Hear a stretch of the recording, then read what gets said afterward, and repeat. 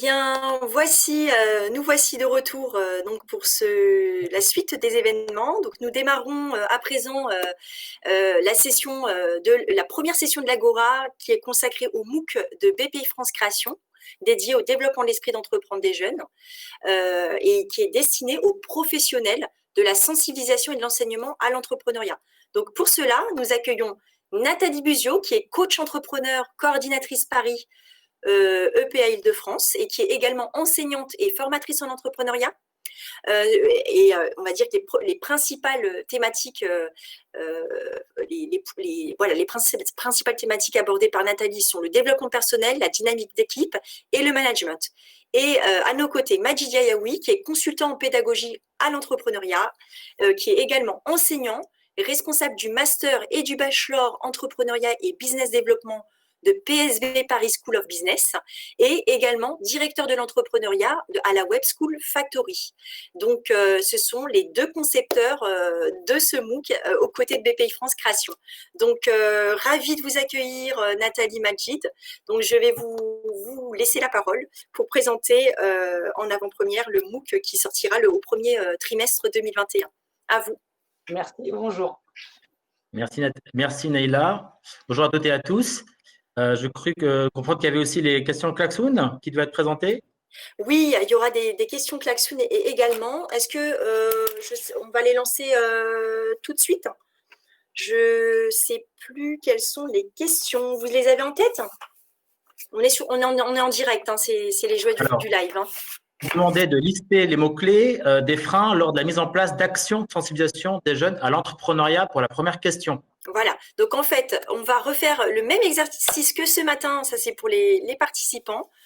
À vos manettes, à vos claviers, à vos téléphones, on va aller sur klaxoon.com ou alors vous flashez le QR code qui s'affiche à votre écran. Si vous êtes sur klaxoon.com, vous rentrez le code qui s'affiche sur votre écran, vous vous identifiez grâce à votre mail et de la même manière, vous allez pouvoir répondre à la première question. Donc super, je laisse le temps à la technique d'afficher l'écran avec le QR code.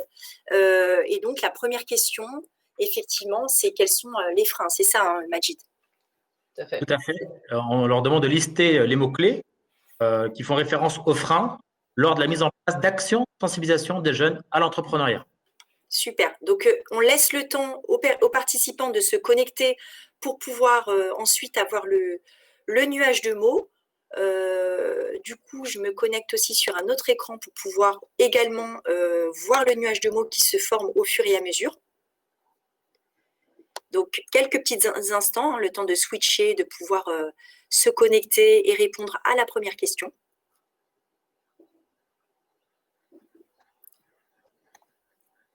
Suspense. Suspense. Et je vous donne les résultats dans quelques instants.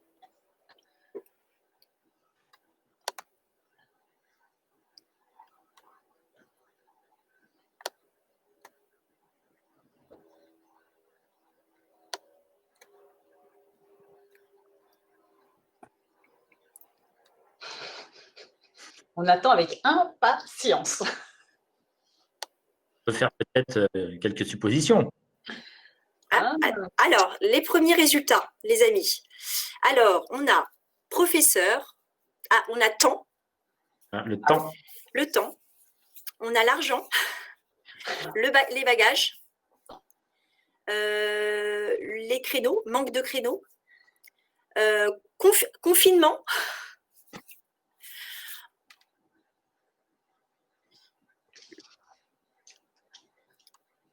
Alors, chronophage.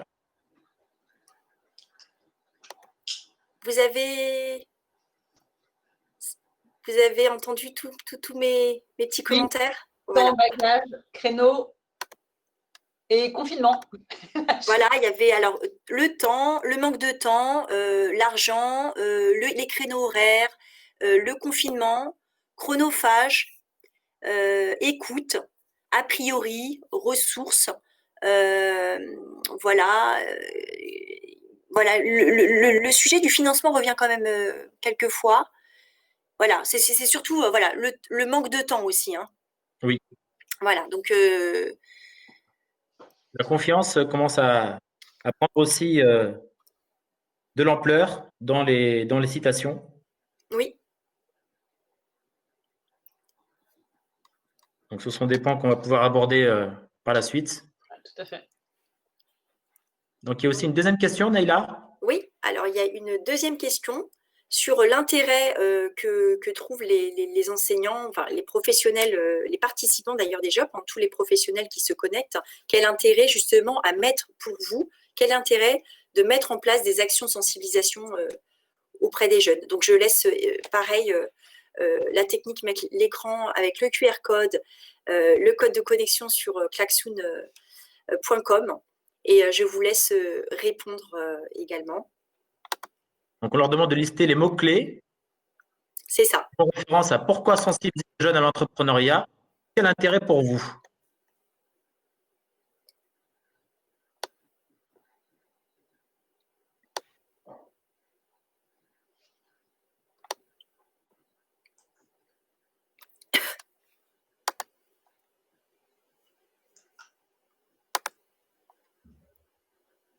Alors, ça arrive. Hein. Le temps que les gens se connectent et répondent.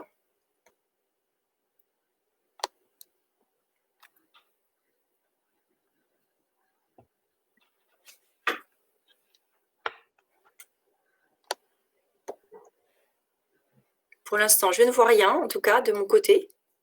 Idée, démocratiser, mindset. D'accord. Avenir. C'est le slogan de BPI, ça, servir l'avenir. Ouais. Tout à fait. Tout à fait. Développement, idée.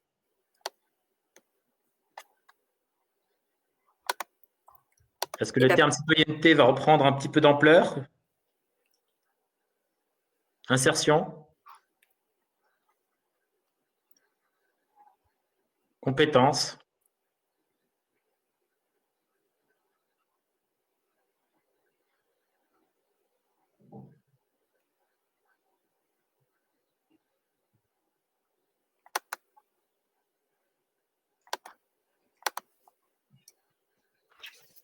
Le terme de confiance revient également. Ouais, c'est peut-être parce que c'est la thématique.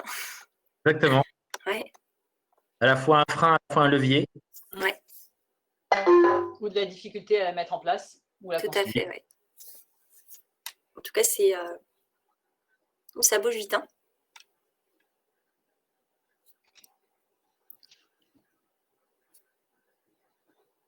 Notion d'ouverture, intéressante. Ouais, ouverture, possible, les possibles. Oui. Créativité, l'autonomie.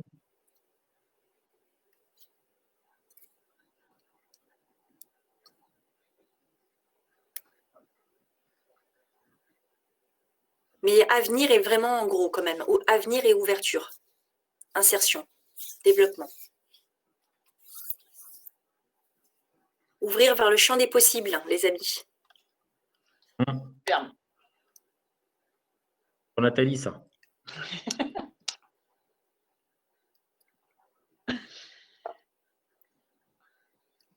Donc voilà, pour les deux questions Klaxoon et pour les réponses, je vous laisse du coup présenter le MOOC et peut-être réagir aussi par rapport à tout ça. À vous. Merci. On attend le support, l'affichage. Oui, l'affichage du support, tout à fait, qui arrive.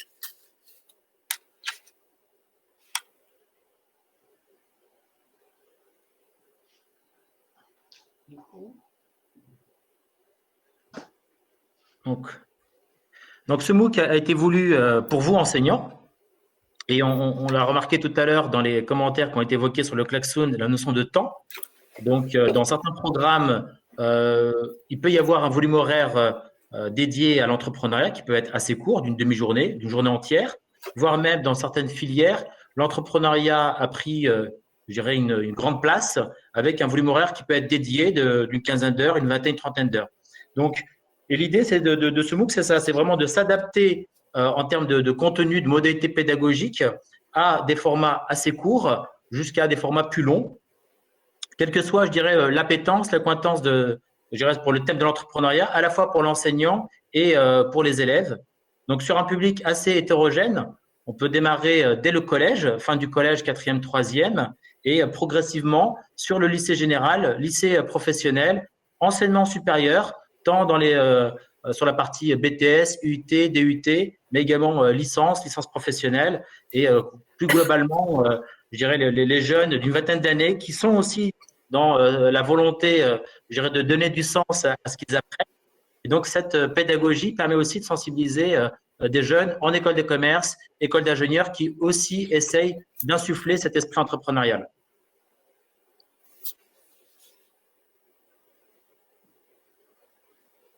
Donc, la sensibilisation à l'entrepreneuriat on l'a évoqué tout à l'heure aussi encore avec les mots-clés qui apparaissent sur les questions Klaxoon, révéler les potentiels, donc en termes de créativité, en termes de développement, d'ouverture, le champ des possibles évoqué, rendre acteurs les élèves, vraiment les mettre en situation d'agir, de construire, d'élaborer des projets, de pouvoir aussi prendre des initiatives, proposer de nouveaux concepts, de nouvelles idées, élargir leur champ, leur vision du champ professionnel, l'occasion aussi de découvrir par ce biais des métiers, des secteurs d'activité et aussi des métiers émergents ou en tout cas des compétences nécessaires pour anticiper les mutations économiques et les métiers de demain.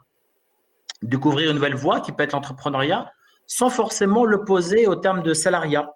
On le sait que cette nouvelle génération qui va arriver sur le marché du travail dans les prochaines années, va devoir aussi changer de métier, je dirais, 7 à 10 fois selon certaines études prospectives.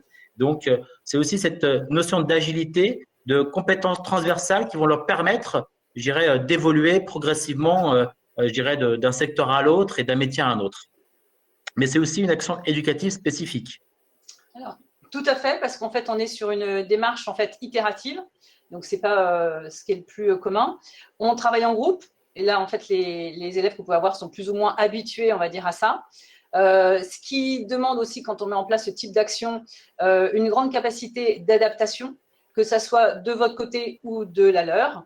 Et en même temps, de se familiariser avec la complexité, d'apprendre à gérer cette complexité, que ça soit dans ce qui concerne le projet lui-même, donc l'objet du projet et son organisation, mais également la dimension humaine. Ce MOOC, nous avons souhaité, avec l'ensemble de l'équipe qui a œuvré sur ce projet, déjà recenser ce qui se fait en termes de sensibilisation à l'entrepreneuriat. Nous avons la chance d'avoir un écosystème qui est très riche, très dense, avec des acteurs très actifs en termes d'action, de sensibilisation, d'éveil, de découverte de l'entrepreneuriat par différentes modalités, donc des formats de témoignages, des formats autour de forums, de sessions de créativité, de journées dédiées à la créativité et à l'innovation sociale aussi, pour saisir les jeunes sur des sujets, je dirais, de société. Et donc, on le construit sur la dimension modalité pédagogique, programme pédagogique, sur l'action de sensibilisation, mais également sur d'autres points qui sont les dynamiques porteuses et les postures d'enseignants. Alors, concernant la posture de l'enseignant, en fait, certes, on choisit, on va dire, des modalités de mise en place d'un projet entrepreneurial, mais le rôle que vous jouez, finalement, est déterminant dans le sens où, d'abord, vous êtes responsable du cadre. Donc, ce qui veut dire que la manière de poser le cadre va rendre possible certaines choses ou pas, va aussi, d'une certaine manière, orienter, on va dire, ce qui va se passer. Ça va influencer ce qui va s'y jouer aussi. Et c'est là où l'ouverture, en fait, va se faire, puisque par rapport à ce que vous allez proposer, donc c'est à la fois l'ensemble du dispositif et la manière dont vous allez être, vous allez autoriser, on va dire, certaines choses. Et comme tout à l'heure, on en parlait des compétences, et notamment, donc, du coup, si on parle de soft skills, donc des compétences relationnelles et émotionnelles qui sont actuellement extrêmement recherchées sur le marché du travail, en fait, l'enjeu pour les jeunes qui vont participer à ces projets, en fait, ça va être de dire, est-ce que j'accepte de me voir autrement? Est-ce que j'ose être autrement que dans un cadre scolaire, on va dire, habituel? Donc, en fait, c'est là où la manière de poser les choses a une incidence non négligeable. Et puis, il y a la notion de dynamique. C'est-à-dire, on parle de dynamique d'équipe, mais avant d'avoir une équipe, on a un groupe. Et on va dire l'ensemble des interactions et la manière dont est aussi organisé le travail en groupe va avoir une incidence. C'est dans quelle mesure cette dynamique, elle va se révéler, on va dire, positive ou négative, donc permettant on va dire à chacun d'évoluer positivement ou au contraire tirer les gens plutôt vers le bas. Donc, il y a la question de comment gérer finalement cet élément-là et en faire une ressource, un élément clé en fait du projet qui est mis en place. Quelques objectifs pédagogiques côté enseignant? Alors, du côté des enseignants, en fait, là, je vais juste mettre l'accent sur deux. Du coup, ce qui est déjà en jeu, c'est la manière de dimensionner le projet. Donc là, comme vous l'avez mentionné, c'est-à-dire, évidemment, il y a le paramètre du temps, la classe, le niveau, la matière enseignée, la manière dont peut être fait le lien entre le projet et la matière enseignée, le contexte d'établissement, on va dire même l'implantation de l'environnement de l'établissement dans son environnement. En fait, tous ces paramètres-là, avec les ressources évidemment au sein de l'établissement, évidemment, vont vous permettre de choisir, on va dire, un projet plutôt qu'un autre, en tout cas de poser un cadre, puisqu'après, évidemment, c'est les élèves, les jeunes qui vont s'emparer, on va dire, du projet. En tout cas, l'objectif, c'est ça. Et puis, le deuxième élément, en fait, c'est d'insister sur la notion d'autonomie. Donc, en fait, tout ce qui est mis en place, c'est fait pour développer l'autonomie des jeunes, mais à la fois individuelle, donc que ce soit en termes de réflexion ou de maturité, mais en même temps collective aussi. C'est-à-dire qu'à la fin, que justement, ce groupe tende vers ce qu'est une équipe, et donc une équipe qui sait travailler ensemble, qui sait décider et qui a un vrai potentiel en fait. Et côté élèves, c'est l'opportunité de leur faire découvrir, en tout cas, l'entrepreneuriat sous toutes ses formes, y mettre je dirais des termes clairs sur ce concept, et surtout l'occasion d'expérimenter, de faire par eux-mêmes, tout en étant bien sûr encadrés par leur enseignant, la réalisation d'un projet entrepreneurial sous toutes ses facettes. Donc, le MOOC, ce sont des contenus développés autour de 3 axes. Ça a été vraiment notre parti pris. Donc, les fondamentaux d'un projet de sensibilisation à l'entrepreneuriat, ce sont les différents formats qui permettent de faire des actions de sensibilisation, d'éveil, des découvertes ou d'initiation à l'entrepreneuriat. Donc, on peut commencer par des formats assez courts, comme évoqué tout à l'heure, en fonction du temps que vous avez alloué, en tout cas dans vos formats pédagogiques, dans vos maquettes. Et c'est surtout l'occasion d'aller un peu plus loin, de leur faire réaliser des portraits d'entrepreneurs, faire venir des entrepreneurs dans la classe, ce qui n'est pas neutre non plus, d'avoir vraiment une discussion à bâton rompu et de casser, de briser un peu cette image qu'on peut avoir de l'entrepreneur et la place de l'argent. On l'a vu tout à l'heure sur les questions Klaxoon avec le terme argent qui revient. Et aussi la possibilité d'aller sur des formats où ils vont devoir réaliser, construire, élaborer des projets un peu plus techniques. Et là, va se poser de nombreux points, je dirais, sur lesquels on doit accompagner l'enseignant, qui sont la posture et les dynamiques. Nathalie? Oui, donc concernant en fait la posture, ce qui est en jeu par rapport aux différents formats dont Majid vient de parler, en fait, c'est donc l'appréciation de la situation. Donc, arriver à identifier en fait les besoins qui sont présents. Alors là, je parle bien des besoins en fait du groupe que vous accompagnez, avec lequel vous travaillez. Du coup, de moduler en fait vos interventions, de pouvoir passer d'un niveau à un autre et de changer de registre également. Et donc, de doser, de pouvoir répondre, on va dire, à la situation, en sachant que la situation, elle peut varier d'un individu à un autre et qu'au cours du projet, en fonction des phases du projet et même on va dire, de la plus ou moins grande performance, et le terme est un peu général, vous pouvez aussi moduler la manière d'intervenir. Donc, en fait, ça fait quelque chose d'assez large. Et l'idée, c'est de vous permettre de trouver des repères par rapport à ça pour quelque part vous amuser à moduler votre intervention. Et le deuxième paramètre, en fait, c'est la notion de dynamique d'équipe. Et là, en fait, l'enjeu, c'est de travailler à la fois sur la cohésion en termes d'action, donc de réalisation, tout ce qu'il est possible de faire pour améliorer ce qu'ils vont produire, quel que soit ce qui est à produire, et en même temps de favoriser la cohésion humaine pour justement aller vers la notion d'équipe. Donc, un vrai parti pris pédagogique en ce qui nous concerne, c'est vraiment l'articulation entre ces 3 axes. Donc, des formats pédagogiques, vous connaissez certainement, que vous mettez déjà en œuvre, peut-être déjà vous-même dans vos propres pratiques, mais surtout un MOOC centré sur vos attentes, vos besoins pour puissiez gagner en aisance dans la mise en œuvre de ces actions. Avec en appui 16 vidéos illustrées sur chacun des points clés, à la fois sur les formats, sur des dynamiques d'équipe ou sur les questions de posture, qui vous renvoient aussi sur des fiches outils qui sont abordées dans les vidéos, sur lesquelles vous pouvez aussi un peu plus vous attarder en termes de ressources. Et l'ensemble de ce corpus de 16 vidéos est construit autour de 4 parcours certifiants, tout en vous appuyant sur un fonds documentaire élaboré avec les ressources de BPI et les différents partenaires extérieurs de l'écosystème de l'accompagnement et de la sensibilisation jeunesse. Le premier parcours, on va démarrer par celui-ci, qui est se poser déjà la question de se lancer dans la sensibilisation à l'esprit d'entreprendre. Donc, l'enseignant va pouvoir se familiariser avec les différents aspects d'un projet de sensibilisation à l'entrepreneuriat et vraiment les enjeux, l'intérêt et enjeux à réaliser des actions de sensibilisation orientées sur les jeunes. Donc, c'est la première vidéo, l'art de monter un projet de sensibilisation à l'entrepreneuriat. On l'évoquait tout à l'heure. C'est l'occasion de développer des soft skills auprès des plus jeunes avec l'entrepreneuriat comme modalité pédagogique, comme prétexte pédagogique pour pouvoir dérouler ces notions-là. Et également, l'autre vidéo qui vous permet aussi de clarifier, d'identifier les freins liés à ce type de pédagogie, à ce type d'action, ce qui n'est pas neutre, et ensuite de pouvoir mieux y travailler, mieux vous y préparer. Et deux autres vidéos, challenger et valoriser. Et je laisse Nathalie les présenter. Alors, concernant, on va dire, le module challenger et se challenger, en fait, l'idée, c'est que ce soit pour vous-même ou les jeunes qui vont se lancer dans le projet, on va dire, de sensibilisation à l'entrepreneuriat, c'est quelque part accepter de sortir de sa zone de confort, de créer des conditions pour, on va dire, facilement de l'apprentissage, mais voilà, que ça soit confortable et on va dire, apprécié. Et en même temps, il y a l'autre aspect, c'est-à-dire le projet lui-même. C'est-à-dire la manière de poser le projet peut être aussi une manière de se challenger et de challenger, on va dire, les jeunes, dans le sens en fonction de l'objet du projet qui peut être choisi, en fonction de la manière dont celui-ci est plus ou moins en lien ou en prise avec un contexte ou un environnement, et aussi la manière dont ce projet peut permettre de faire des liens avec des enseignements.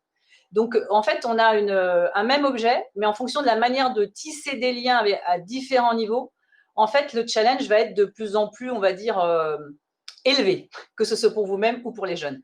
Le dernier, en fait, qui concerne les apprentissages, en fait, c'est déjà un focus sur la place de l'erreur. C'est que souvent, on va dire, scolairement, quand on fait une erreur, on perd des points. Et là, c'est plutôt de coder l'erreur comme une action. En fait, j'ai agi.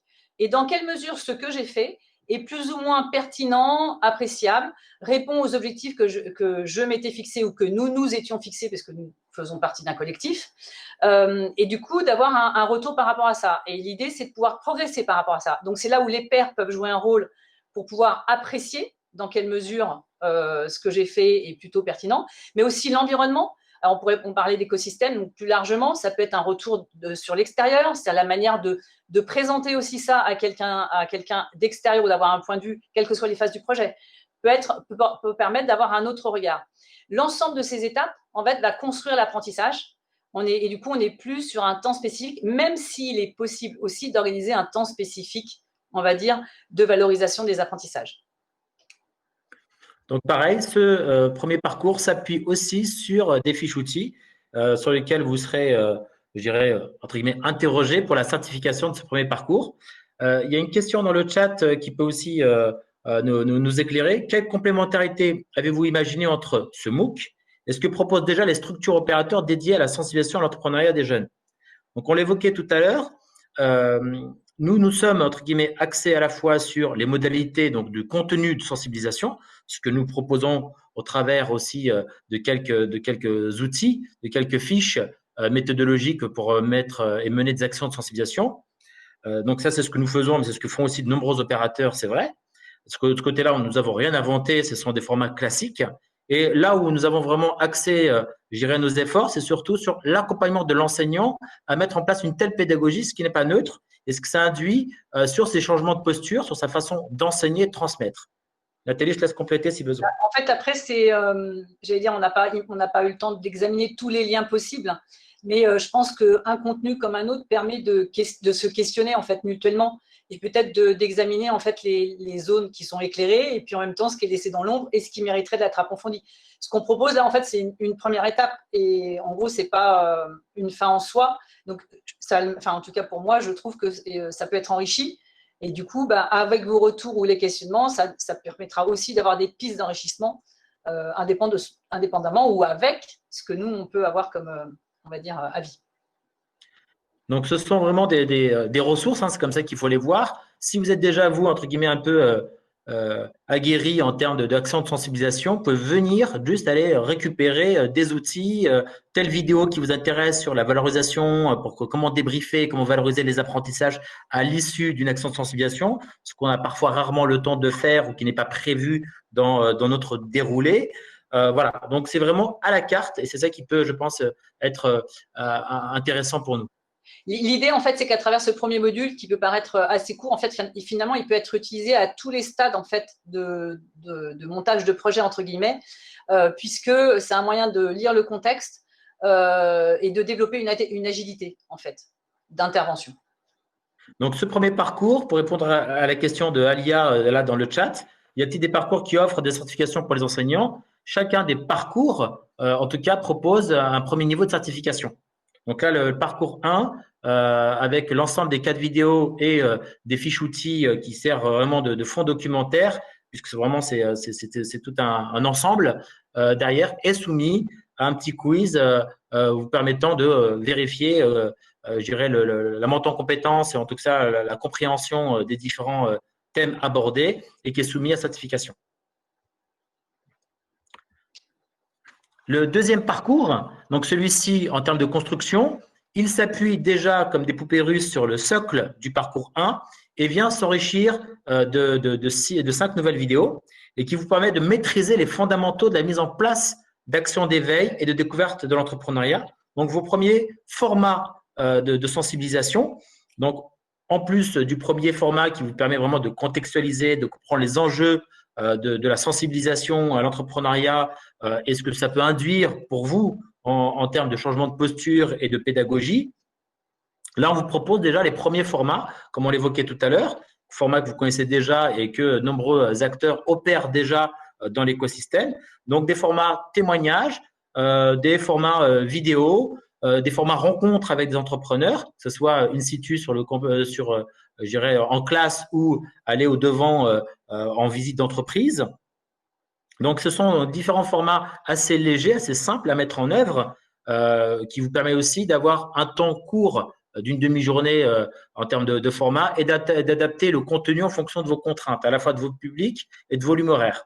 Donc, c'est vraiment l'objet de cette première vidéo qui est éveillée à l'esprit d'entreprendre et les autres viennent enrichir, en tout cas, et accompagner votre démarche. Concernant la posture, là, en fait, c'est de pouvoir, on va dire, appréhender ou apprécier différents niveaux, c'est-à-dire déjà organiser le travail en groupe, en même temps, du coup, peut-être le superviser aussi, parce qu'il est possible d'avoir après plusieurs groupes qui travaillent sur des projets différents, donc comment on arrive à superviser l'ensemble. Et ensuite, pour guider, en fait, simplement le groupe, donc quelque part, c'est aller de plus en plus vers une posture un peu de retrait, puisque normalement, le groupe prend de l'autonomie.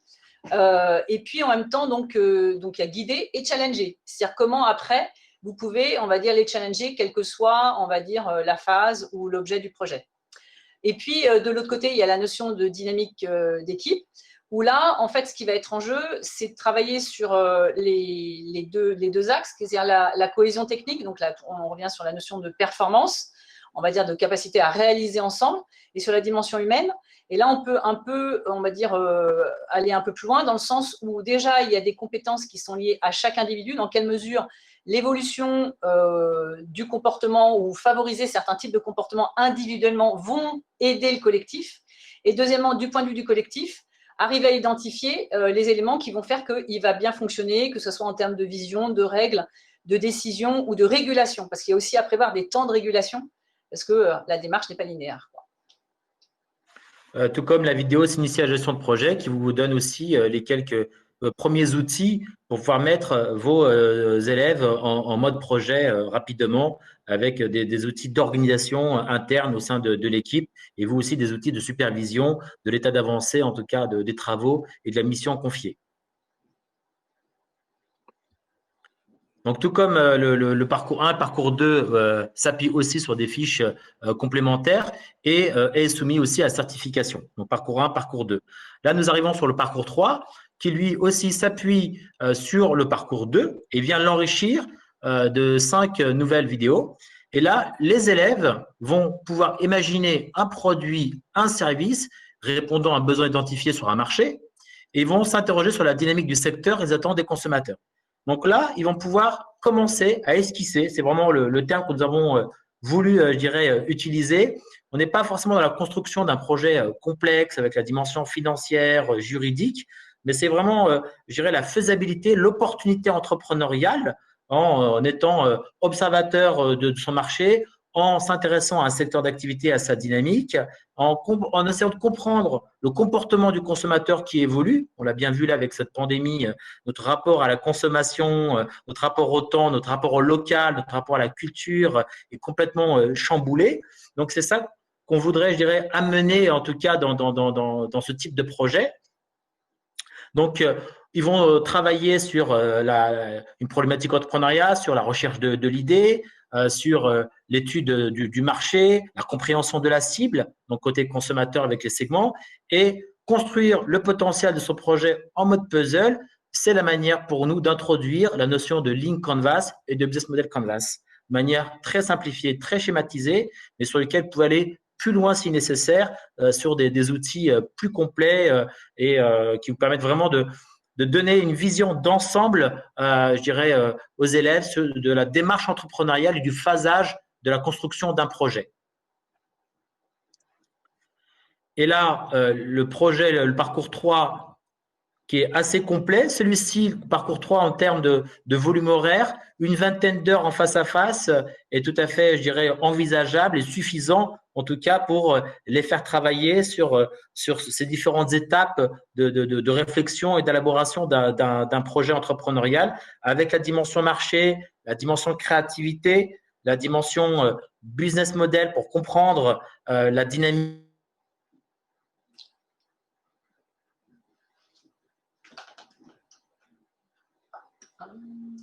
entre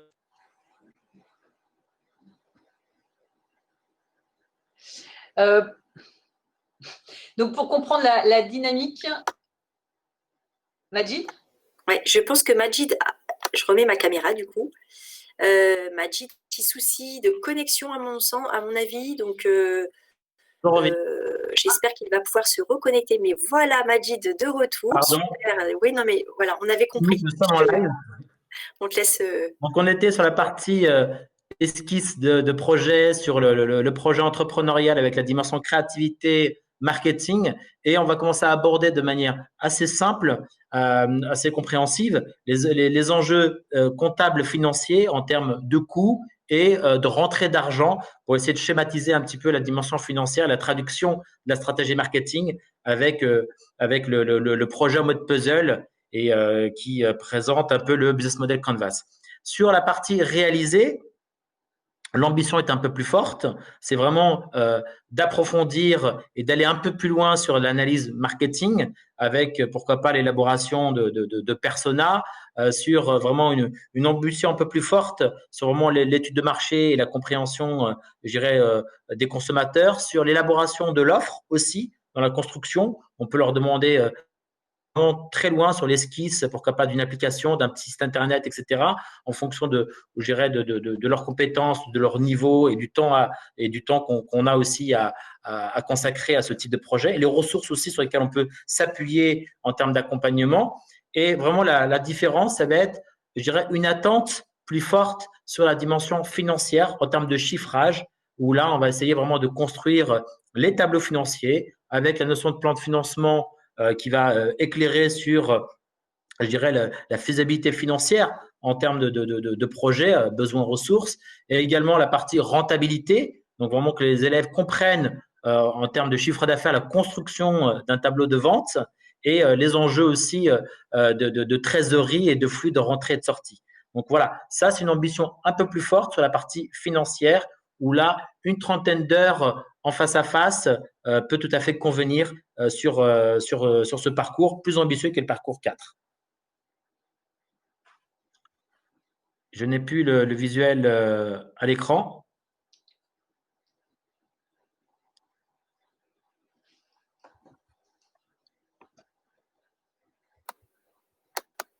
Donc, on a présenté l'ensemble des parcours.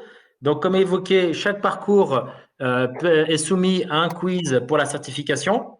Parcours 1, parcours 2, parcours 3 et le parcours 4 qui est, entre guillemets, le plus abouti, mais pour quelqu'un qui s'intéresse à l'entrepreneuriat et à ses capacités à enseigner l'entrepreneuriat, à mettre en place des actions de sensibilisation, le niveau 1 permet déjà de rentrer dans le sujet.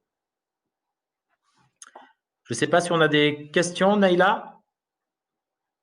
Alors, il y avait des questions, notamment voilà, mais je crois que vous avez largement répondu à la question, y a-t-il des parcours qui offrent des certifications pour les enseignants? Voilà, vous y avez répondu.